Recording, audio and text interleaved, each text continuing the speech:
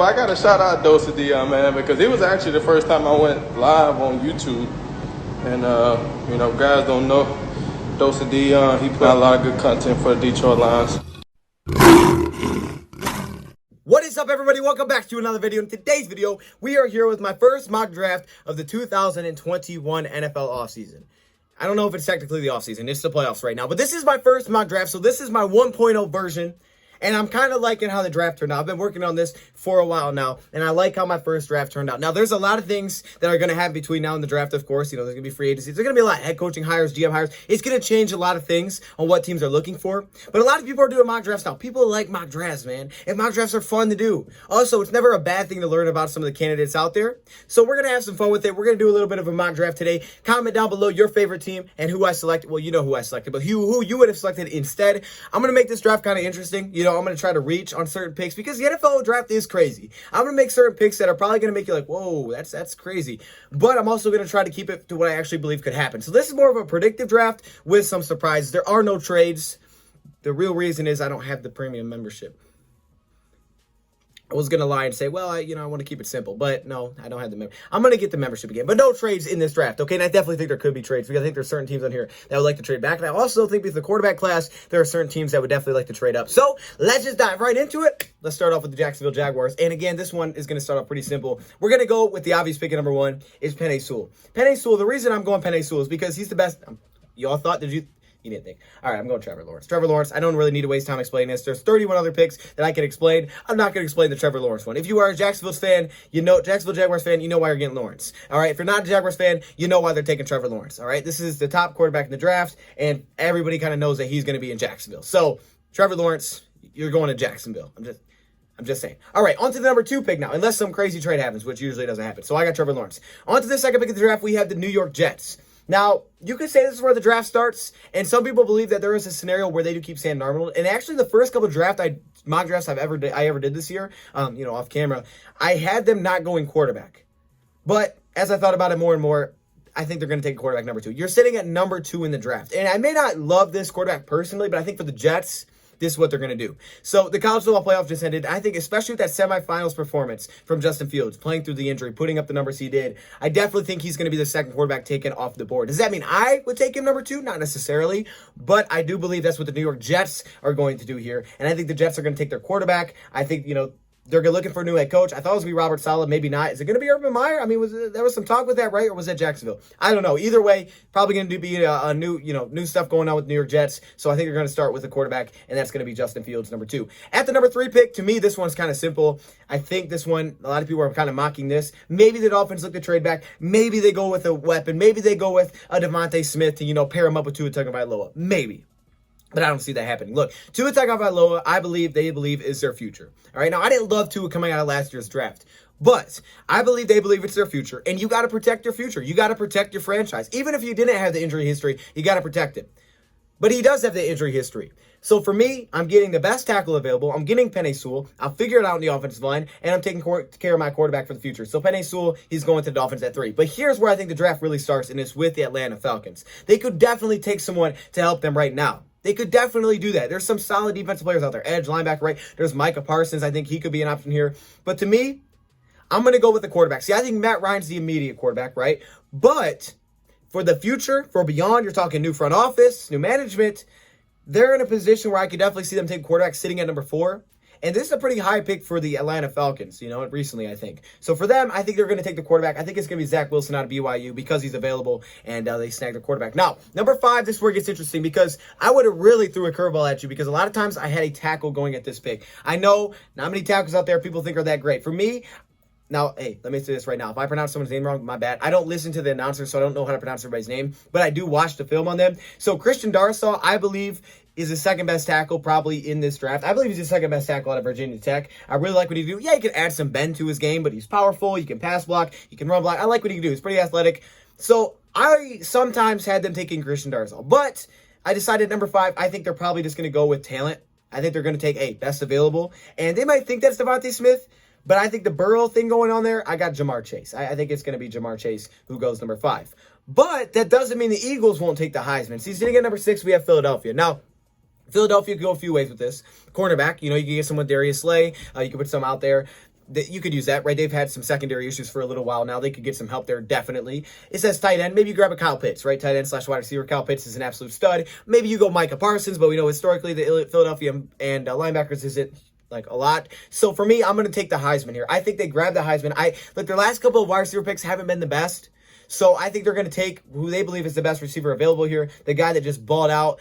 Hopefully his hand's okay for the national championship, but they're going to take Devontae Smith for me at number 6. Back-to-back receivers go off. Now, I'm a Lions fan at number 7. With who's available right now, yeah, you could take a quarterback. Personally, I don't love Trey Lance, so I'm not going to take him. For me, looking at it, wide receiver, you could take a shot on Waddle if you wanted to. Some people believe he is still the best receiver here. For me, though, with what's available, and I'd be down to trade back, but again, there's no trades. The Lions, for me, take Micah Parsons here. They take a linebacker that's athletic. He's got speed, which the Lions really lack. They're losing some linebackers likely to free agency or Jared Davis or Reggie Ragland, Christian Jones. So for the Detroit Lions to get a guy like Micah Parsons that can fly around, that can fit versatile, many different places defensively, that's a stud that the Lions may have been missing. Plus, with Jamie Collins, he can mentor him, and that could be the future of that linebacker group. So I got Micah Parsons. At number 8, we have the Carolina Panthers. And I'm going to use this line because I stole it from somebody else because it sounded funny. And they said that Teddy Bridgewater is the bridge quarterback. Well, he is the bridge quarterback for Trey Lance. Yeah, I got Trey Lance going at number 8 to the Carolina Panthers, and I think it kind of sums it up. The bridge quarterback, right? Their future may not be, I don't think it's Teddy Bridgewater. Now, it may not immediately be Trey Lance because I think he's very, very raw, especially when it comes to passing the football. He looks like a running back. He's tough to bring down. I think he's very, very raw. However, they don't, he's the bridge quarterback. So Trey Lance, you got time to develop. North Dakota State, I got Trey Lance at number 8. On the number 9, this is a pick that I think a lot of people have been making, but I really do like the fit because I think you can make the case this is the best cornerback. Now, Patrick Surtain is really good, right? He's really good. Sometimes maybe overly physical, very good, and I think he had a good performance again in the college football playoffs. Guys didn't target him very often. For me, though, I'm going to go Caleb Farley. I think he's the first corner that goes off. Again, this is predictive. I'm going Caleb Farley here. I love the fact that he, always has his eyes on the quarterback. Now, sometimes that get him in trouble. For the most part, he's a ball hawk. He makes plays on the ball. He comes up with big plays. He had a great game against Auburn. I got Caleb Farley going here. And that sets up perfect for Dallas because if Patrick Surtain was gone, I think they may have went a different route. But when you look at the Cowboys, look, their defense was terrible. Now, they could use offensive line help. They definitely could. But their defense was bad. So I could see going offensive line here, but with how bad their defense was, they have Trayvon Diggs out there. Their cornerback group's kind of in question. I think they pair him up with Patrick Surtain. It just kind of makes sense to me. And, yeah, I'm going to add back-to-back cornerbacks. So back-to-back receivers, back-to-back corners. Now we're on to pick number 11, and that is the New York Giants. Now, as not a Giants fan, but knowing Giants fans, I know that, hey, they did not like the wide receiver group that much this season. And I don't know what they feel about Daniel Jones specifically, but I do know that they could give him some more weapons. And with Jalen Waddle sitting there, I think you need someone explosive. I think you need someone that's dynamite on the outside, and I think that's Jalen Waddle.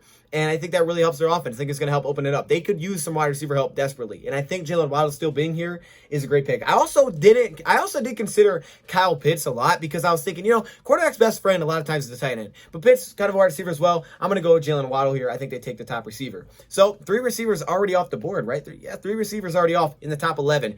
Now on to the San Francisco 49ers here. This is where things get very interesting. So with the San Francisco 49ers, cornerback makes a lot of sense, right? J.C. Horn, I love his ball skills. Okay, pause. I like J.C. Horn though. I like these top 3 corners a lot, and they could use it because their secondary is they're gonna be missing some people. But I'm gonna go a different route with this. See, I look at the San Francisco 49ers that need offensive line help, and I think Rashawn Slater is a good pick. Now, Rashawn Slater opted out of the 2020 season. Rashawn Slater, to me, has that versatility. Didn't play the 2020 season, but he has the versatility to do a couple of different things. I like his athleticism a lot. Maybe he can put even a little bit more onto his frame. But for me, I think the good pick here would be Rashawn Slater. I think you could also go corner, and you wouldn't be making a mistake either. A lot of ways you can go with this, but them needing help on the offensive line a lot, and you get a guy like Slater that can do a lot of different things, I think it's a good pick for them out of Northwestern. On number 13, we have the Chargers. And the Chargers are going to follow it up with a tackle as well. They're going to go with Samuel Cosmi out of Texas. What did he declare, like 3 weeks ago or something? I'm not sure. But Samuel Cosmi out of Texas is known for his pass protection. And you got Justin Herbert. Again, you're protecting your future here with Herbert. They can use some offensive line help. I think it makes sense to grab the tackle out of Texas. On number 14, I was so tempted to keep it rolling and grab an interior offensive lineman. Elijah Vera Tucker makes sense. However, knowing Mike Zimmer, knowing he's a defensive guy, and calling that defense the worst he's ever had, I believe, he needs some help on the defense. Now, what would Mike Zimmer want? Well, I think Mike Zimmer is going to want a front 7 help. And I think there's different ways you could go about this. But I think he's going to take the guy with sky-high potential that needs a lot of work, and that is Gregory Rousseau. So this will be one of my bigger surprises. It's tough. This one's tough for me to take because I don't think he's the best edge in this draft. But he's got tons of potential. He's got size that you can't teach. He gets a lot of his things from inside. He doesn't have a lot of pass rushing moves, so we'll see, because I don't think he's super developed. But he still found a way to put up a lot of production while needing a lot of work, and he hasn't played the position that much. I think they're going to take Gregory Rousseau, and they're going to try to get a staple for that position. Some people may say quarterback here. I've talked to some Vikings fans. They believe him and Zimmer. You know, he's going to be there till Zimmer's there. That's Kirk Cousins. So Gregory Rousseau, to me, goes number 14. On number 15, we have the Patriots. And, man, I cannot tell you how many times I gave them Kyle Pitts. It's a match made in heaven. Kyle Pitts, New England Patriots, they love their tight ends. It makes sense. They need weapons. But, now this is depending on how free agency goes, because some people think Carr maybe ends up with the Patriots. But, I'm going to go with surprise here, because I don't know how free agency is going to go. After last season, there is no way Bill Belichick is okay with how that quarterback played. Their offense was dreadful. All right. They are taking a quarterback in this draft. I'm going with Mac Jones. Mac Jones, not super athletic, but he's got solid ball placement. He seems to go through his progressions pretty well. You know, you're always a little bit concerned because of all the talent that he has around him. But Mac Jones, you know, he's not a runner. He's not. I thought Trey Lance could fit. They're trying to go for the Cam Newton mold, but I think they'll be fine with Mac Jones, even if he's not ready right away. I think they're going to take their quarterback here, and I think they're going to try to figure it out for the future, because I'm telling you, Bill Belichick ain't going to be happy if his offense is like that. So I go ahead and go with Mac Jones and not waiting and not missing this opportunity, because really after Trask, there's not bad quarterback. I think there's some developmental guys, but there's no one that can help you right away. Mac Jones at least has the potential to do that, and he's been really flying up the boards after the college football playoffs. On to number 16, we have the Cardinals, and for me, again, J.C. Horn is there. It makes sense. But I'm not going that route. For me, I have them taking the best talent available, and that is Kyle Pitts. Now, Kyle Pitts, again, he's not just tight end. He can play receiver as well. He is incredible athlete. He's an incredible athlete.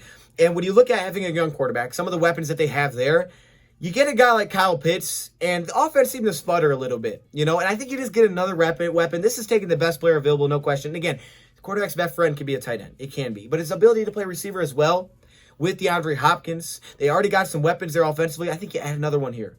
I think you do, and it's Kyle Pitts, man. I think just because he's available. If he wasn't there, for me, it's J.C. Horn all the way. But I'm going with Kyle Pitts because he's available. If the Patriots would have took him, that's Horn. But instead, I'm taking Pitts. On number 17, and plus, I just could not see Kyle Pitts falling that far. On number 17, we have the Raiders. I almost said Oakland. But with the Raiders, look, they need some linebacker help. Their pass rushers, Clelin Ferrell, Max Crosby, you know, they could use some work there. But they need some linebacker help as well. They had just kind of fill-ins. I see Gregory Rousseau as some of the people that, you know, the Raiders would like. Gregory Rousseau, one of those guys. But he's off the board. For me, I think they grab a player that's more impactful day one, that maybe doesn't have as high as a ceiling, but he can help you to run, and he can help you in pass rush as well. That is Kwity Paye. I think Kwity Paye is ready to go right now. He got a lot of pressures this season. He's got solid technique. He could add a little bit more to his pass rushing technique, but you got a couple of pass rush move mixed in there, but he's a very compact player with some good athleticism. I think Kwity Paye helps out that front seven, helps out John Gruden and that defense. On to number 18. Okay, so the Dolphins already made their first pick. They grabbed the tackle. So at number 18, what you going to do? Well, at number 18, again, we're going back-to-back defense here. This, to me, is one of the most fun players to watch in this draft, who I have them taking 18. This is Jeremiah Owusu out of Notre Dame. He is fun to watch. Now, you could almost list this guy as safety because he's a little bit on the smaller side, but he's fast, he flies around, he's super aggressive, and sometimes that works against him in zone. But, man, his versatility to play against the run, against the pass, how aggressive he is. He's not afraid to hit somebody, to lay the boom, flies around. I got them taking the linebacker here. They could use some linebacker help. They already grabbed their protection for Tua. I think that is a very solid pick for Miami Dolphins. I mean, I like that. I like watching Jeremiah. He is fun to watch. I mean, it's just simple that he's fun to watch, man. He's like a highlight tape. On number 19, we have the Washington football team. This one was tough for me as well. I wasn't sure which way to go with this. Do I go tackle? You know, do I take Christian Darrisaw? Maybe they go that route. Maybe. But I have them pairing up someone with Terry, and that is Rashad Bateman. So, look, you get Rashad Bateman out there, you give him another weapon. I don't know what they're doing at quarterback, but I think they could use another weapon. And I think Rashad Bateman's one of the best all-around receivers. He's not in the top three. You know, he's not one of those top three-headed monsters that people really know about. But Minnesota has put out a really solid passing game in the last couple of years, and Bateman has been a nice part of it. So I'm going with Rashad Bateman here. On to the Chicago Bears at number 20. Man, we're flying through this thing. All right, number 20. Cannot tell you how many times I've mocked them a tackle, and I really want to do it again. However, I'm not going that route. Darrisaw is there. But watching the Bears, I would be shocked if they didn't take a quarterback. And when you look at the quarterback right now, if they don't take one, they're rocking with either a free agent or what they got. And when you see Kyle Trask and then it goes down to Jamie Newman, you're thinking to yourself, okay, hold up. None of those other guys. Kyle Trask maybe seem like a reach. But for this offense, I see a Mitch Trubisky that's not willing to take shots. And look, Kyle Trask, he had a rough final game. I think that was his final game. So it kind of hurt his stock a little bit. But the guy's accurate. The guy has good ball placement. He's got good decision-making. I like Kyle Trask. I do. I don't think he's perfect, but I do like Kyle Trask. And I think he really demands control of that offense. And I think the Bears need that, dude. The Bears need a quarterback. I think they got to take him. I think they got to. And you know what? Because of that, it doesn't allow me to give him to the Colts, which I think would be perfect, man. Philip Rivers, and I think giving him Kyle Trask. But since he's gone, I have to go a different direction. Sorry, Colts. Now, with the guy I've been talking about, Christian Darrisaw out of Virginia Tech. Okay, I'm going to go with Christian here. Look. The guy, you got Anthony, who's going to, be gone soon, so you got to fill out that tackle position.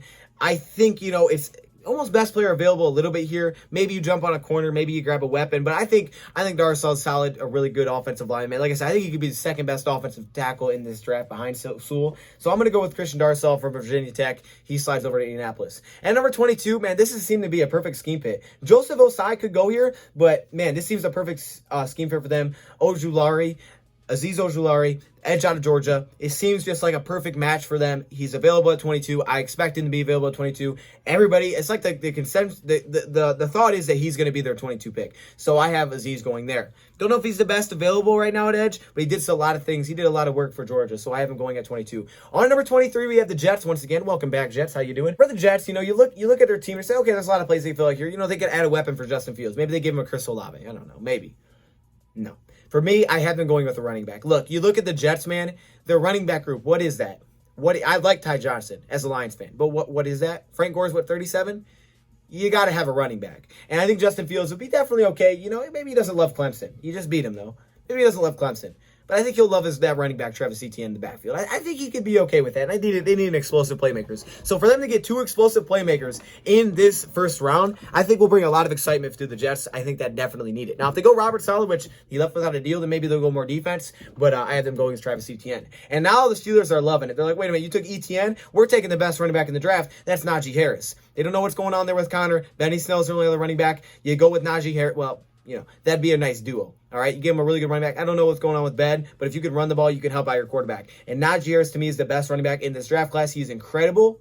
So I think with Najee, maybe not the top breakaway speed, but he does everything else for them. The guy can catch better than people think, and he's just tough to bring down. He's pretty elusive. I got Najee going 24. That brings me on to number 25. We're back at it. This time we have the Jacksonville Jaguars. Now, for the Jacksonville Jaguars, I have them protecting your quarterback with Elijah Vera Tucker. Another versatile guy, but I think they got to have someone that can protect. I think they got to have someone that can plug in, help protect right away, and I think that's what Elijah can do. And again, you got a quarterback, you got to protect him, so that's why Vera Tucker goes there for the Jacksonville Jaguars. On to number 26, we have the Cleveland Browns, and I think they land a stud. I think they land maybe the second best linebacker in this class aside from Micah Parsons, and a lot of people don't know a lot about him. It's Zaven Collins. If they get Zaven Collins 26, I think they stole it. Zaven Collins is incredible, all right? This guy is incredible. He's an outside backer that does everything. And for his size, 6'4", 260, to do what he can do, it's insane.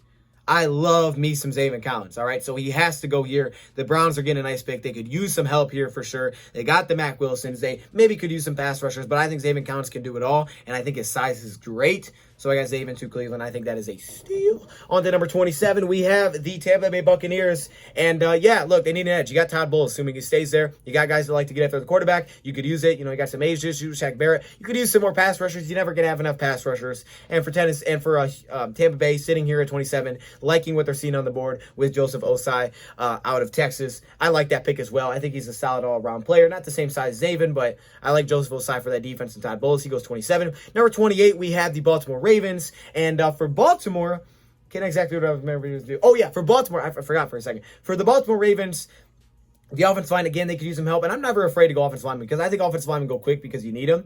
And Wyatt Davis, hopefully he's healthy after that injury. But to me, he's a plug-in-and-play type of guy. And, I think you could start at maybe, right guard for them? I think you could start right in. Would they not have Yonder or something? I can't exactly remember what's going on there with the Ravens. But I do know that Wyatt Davis, I think, would be a very good fit for Baltimore. He can step in day one, help them out. And much as they like to run the ball, to get a guy like Wyatt Davis, I think it's a nice pick. At number 29, it just worked out just that way. It just worked out perfectly for you, doesn't it, Saints? It just worked out perfectly for you. Hey, we don't know how long the Saints are going to be in the playoffs, but I do know this. J.C. Horn to Saints, come on, man. I mean, does it get better than that? Does it really? Come on, man. On to 30, we have the Buffalo Bills, and they go a few routes with this probably as well. If they need a linebacker, I really like that Nick Bolton, right? But I think they go a different way. With the Levi Wallace situation, but Tre'Davious White on one side, they could get another cornerback on the other to play on the outside. And you know what? Maybe even for the future, This is a good guy for the future as well. That's Eric Stokes out of Georgia, and he's kind of been flying up a little bit because a lot of cornerbacks are going off. It's kind of the need here. So Eric Stokes for me at number 30 out of Georgia goes to that secondary for Buffalo as they continue to build a very good roster over there. On at 31 for the Green Bay Packers, you just think they're taking receivers. It's going to be Chris Olave. Maybe it's Terrence Marshall. Maybe it's Nick Bolton. No, I don't have any of that. Well, Nick Bolton's linebacker. But no, I don't have any of that. I'm going with the defensive line. Look, I've watched the Packers. One of their biggest weaknesses, they struggle to stop the run. Maybe they even go with a Marvin Wilson. 6'5", 310 with the raw power that he has, man. Oh, man. Hey, they got to fill out one of those needs. And look, taking him right receiver, it's just not the Packers thing to do in the first round. I don't think they've ever done it with Aaron Rodgers. And to finish off the draft, all right, the Chiefs go a lot of different ways. Maybe they go get another great receiver and just continue to be unstoppable. Maybe they grab an offensive line to continue to protect, Patrick Mahomes. But not to me. To me, I think they go with a linebacker that can be a leader of that defense in time. I think he's the guy that can, run the defense. He did it at Missouri. He's very patient. He reads the holes. He can attack running backs. He goes from 0 to 60 real quick. Okay, 0 to 100 real quick. And that, to me, is Nick Bolton. I really like Nick Bolton out of Missouri. Not the ideal size maybe in terms of height, but he's only like 6 foot tall. But I do like the fact that this guy seems to be a leader of a defense. So I think he can fill out that inside linebacker, middle linebacker position. I think you're good to go. So that is my mock draft. I will kind of slowly go through it. Again, you're probably going to disagree with some things, but let me know in the comments, man, who your team is and what you'd have taken where and why I was wrong, because I'm sure I was wrong. I don't know. We don't know. We'll see. A lot of things are going to change from now and then. But there you go. That's my mock draft. Let me know your thoughts, comments below. Thank you, bro, for watching. And I'm out.